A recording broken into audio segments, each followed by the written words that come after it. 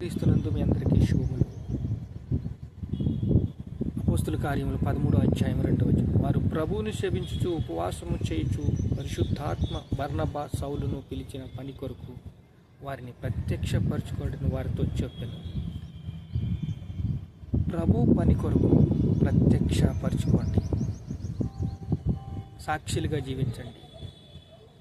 పరిశుద్ధాత్మ మీ మీదకి వచ్చాడు, మీరు శక్తి నొందుతారు.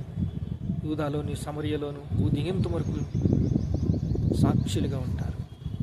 సాక్షులుగా ఉండండి అని వారిని ప్రత్యక్షపరుస్తున్నారు.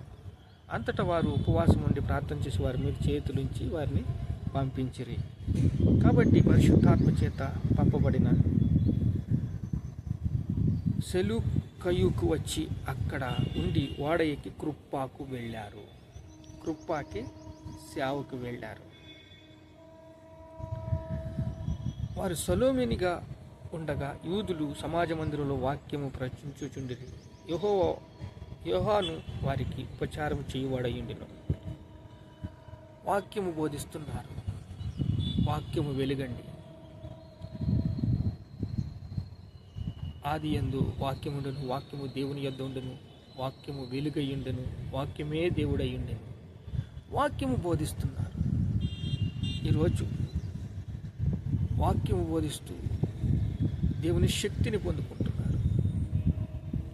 దేవుడు శక్తి ఎలా ప్రవహిస్తుందంట? వాక్యములోంచి ప్రవహిస్తుందంట. వాక్యము, దేవుని మాట సత్యమైంది. దేవుని మాటలో శక్తి ఉంది. వారిని ప్రత్యక్షపరిచారు. కృప్పాకు వెళ్ళారు. కృప్పాలో సువార్తను ప్రకటిస్తున్నారు.